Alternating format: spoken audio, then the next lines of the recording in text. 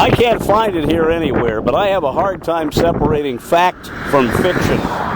My favorite old-time radio detective was Johnny Dollar. And about twice a year, he would go to a place called the Lake Mojave Resort, and it should be off this road south of Vegas somewhere. But it really does exist, but the cutoff isn't here, and I'm confused. And we're standing about right here, south of Vegas on US 93. By Johnny Dollar's account, the resort would be here. And he talked about a road that went across here, but there isn't any. But I guess that's artistic license. You see, Johnny Dollar was a fictional detective who traveled the world working for insurance companies. Now, I don't know if the Lake Mojave Resort traded out free rooms with CBS for being mentioned a lot, but it certainly was. It's a lot of people's favorite old-time radio show. It is what got me interested in old-time radio. And it's unique that during the run, 6 different actors played the insurance detective, 2 others made auditions. The idea of a detective that was an insurance investigator came up in 1948, creating a sleuth at CBS who would travel and keep track of his expenses. One of the top movie and radio actors of the era, Dick Powell, did the first audition. The Columbia Broadcasting System presents a thrilling new adventure series starring Dick Powell. No original music had been written yet, and Dick Powell's style was pretty predictable. I'm an insurance investigator. My name is Johnny Dollar. Yep, I'm a freelance insurance investigator, and I live in Hartford, Connecticut. At least that's where I pay rent.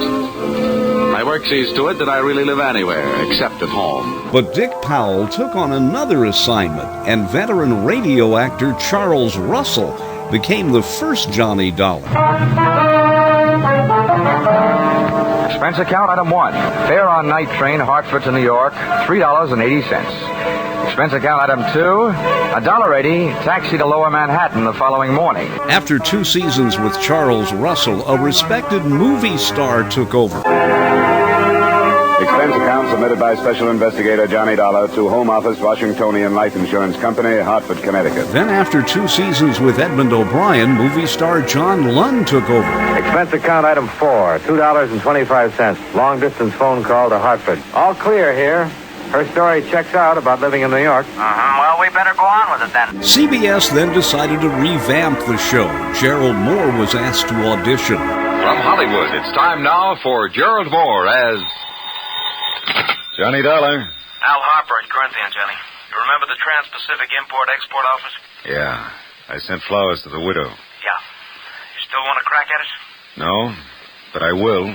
Gerald Moore wasn't chosen to play Johnny Dollar, but the series got some new and dramatic music. But before I talk about the man who was chosen, Bob Bailey, the best Johnny Dollar, let's jump ahead. When production finally ended in Hollywood, it shifted to New York, and for 1 season, Bob Reddick played Dollar. Expense account submitted by Special Investigator Johnny Dollar to the Philadelphia Mutual Liability and Casualty Insurance Company, Philadelphia, Pennsylvania.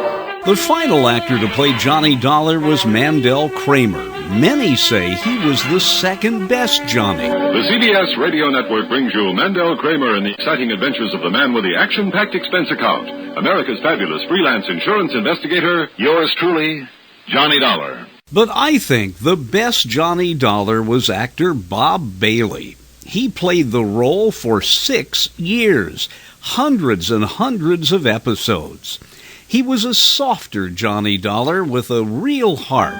Here's the ending of my favorite Bob Bailey episode. Expense account item 14, $40. Miscellaneous. Item 15, $35, stenographic. Expense account total $1,965. Remarks? The old man's got a few weeks more. Laura's moving into the house with him to take care of him. She won't be telling him a lot of things about herself. She doesn't have to. You should have stood there like I did and seen that big arm go around her shoulder when he said, "You're my daughter." Yeah. Yours truly, Johnny Dollar. Maybe it's crazy to go looking for Johnny Dollar, for those of us who love old-time radio, he's right here in our heart. I'm Dennis Daly.